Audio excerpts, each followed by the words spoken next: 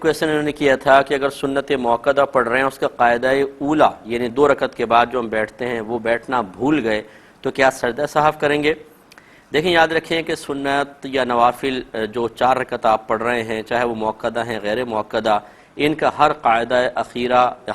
قاعدہ اخیرہ ہی ہوتا ہے، سمجھ لیں فرض ہوتا ہے۔ لہٰذا اگر کسی نے 4 رکعت سنت پڑھنی تھی 2 کے بعد بیٹھا نہیں کھڑا ہو گیا تو یہ سجدہ سہو سے اس کا تدارک نہیں ہوگا، کیونکہ سجدہ سہو ترک واجب کے تدارک کے لیے ہے، ترک فرض کے لیے نہیں ہے۔ لہٰذا اگر 2 رکعت پڑھی اور نہیں بیٹھے اور کھڑے ہو گئے تو جیسے ہی تیسری کا سجدہ کریں گے پہلے 2 جو ہیں وہ نفل میں بدل جائیں گی، اور آپ نے مزید 2 پڑھی تو یہ گویا کہ سنت موقدہ ادا نہیں ہوں گی، یہ 4 نوافل ہو جائیں گے، 2 ختم ہو جائیں گے، اور 2 آپ نے پڑھی ہیں یہ مطلب سنت ادا نہیں ہوگی، اس کو دوبارہ آپ کو کرنا پڑے گا، کیونکہ اس کا ہر قاعدہ اخیرہ ہوتا ہے، قاعدہ اخیرہ اور فرض ہوتا ہے۔ ہاں اگر آپ فرض پڑھ رہے ہیں بالفرض تو 2 رکعت کے بعد اگر آپ کھڑے ہو جاتے ہیں تو اس کا قاعدہ اولا واجب ہوتا ہے، اس کے تدارک کے لیے آپ سجدہ سہو کر سکتے ہیں، لہٰذا یہ سنت موقدہ دوبارہ ہی پڑھنی ہوں گی۔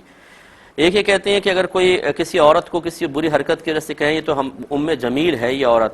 یعنی مطلب وہ جو کافرہ تھی اور دشمن تھی اس کا طرف نسبت کر دی جائے تو کیا حکم شرع ہوگا؟ دیکھیں اس پہ کوئی حکم کفر جاری نہیں ہوگا، کیونکہ جب ہم کسی کو کسی کافر کے ساتھ مشابہت دیتے ہیں تو حقیقتاً اس کو کافر کہنا مقصود نہیں ہوتا، کیوں بلکہ اس کے کسی برے وصف کو اس کافر کے برے وصف کے ساتھ ملانا مقصود ہوتا ہے۔ تو یہ مقولہ ہے معروف لکل فرعون موسیٰ، ہر فرعون کے لیے ایک موسیٰ ہے، تو بھئی آج کل کے دور میں بہت سارے فرعون ہیں، ان کے لیے کوئی نہ کوئی موسیٰ ہے، تو اب اس کا مطلب ہے کہ اگر وہ جن کو ہم فرعون کہہ رہے ہیں ان کو فرعون کافر کہنا مقصود نہیں ہے، بلکہ یہ کہ جیسے فرعون جابر تھا، ظالم تھا، اگر کوئی شخص کہے تو یا پھر یہ کہ باطل چیزوں کے لیے فرعون کا لفظ استعمال کر لیا اور حق کے لیے موسیٰ علیہ السلام کو استعمال کیا لفظ کو، یعنی تو اس میں کوئی حرج نہیں ہے۔ ہاں یہ ضرور ہے کہ اگر کوئی غلطی پر نہیں ہے ہم اس کو اس قسم کے الفاظ کہیں تو مسلمان کی دل آزاری یا مسلمان کو کسی کے ساتھ اس طرح مشابہت دینا غلط ہوتا ہے، لیکن اگر کوئی واقعی فاسق فاجر چاہے مسلمان ہے اور اس کی حرکتوں کی بنا پر ایسا کسی کے ساتھ کیا مشابہت قرار دی تو پھر اس میں گنجائش نکل سکتی ہے، اگرچہ یہ بھی اچھا نہیں ہے لیکن گنجائش نکلے گی۔ یہ کہتے ہیں کہ فقیہ اور مجتہد سے کیا مراد ہے؟ دیکھیں فقیہ اسے کہتے ہیں جو دین کی سمجھ رکھتا ہو، اور مجتہد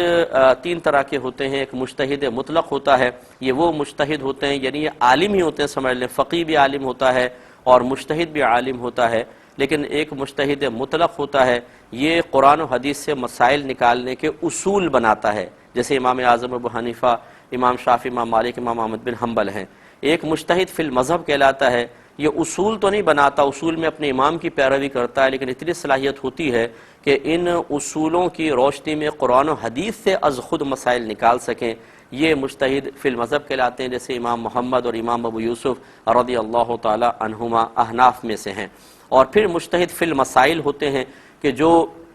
ایک مطلب ضعیف قول کو قوی قول کو پہچان سکتے ہیں، ان کے دلائل پر غور کر سکتے ہیں، یعنی ان میں اتنی صلاحیت تو نہیں ہوتی کہ اصول بنائیں، یا اتنی صلاحیت بھی نہیں ہوتی کہ اصولوں سے براہ راست قرآن و حدیث سے مسئلے نکالیں، ہاں اتنی صلاحیت ضرور ہے کہ ضعیف قول اور قوی قول میں فرق کر سکتے ہیں، اس کے علاوہ دلائل کے اوپر اچھی طرح نگاہ ڈال کے بتا سکتے ہیں کون سی دلیل قوی ہے کون سی ضعیف ہے، اور اسی طریقے سے جدید جو دور کے مسائل ہیں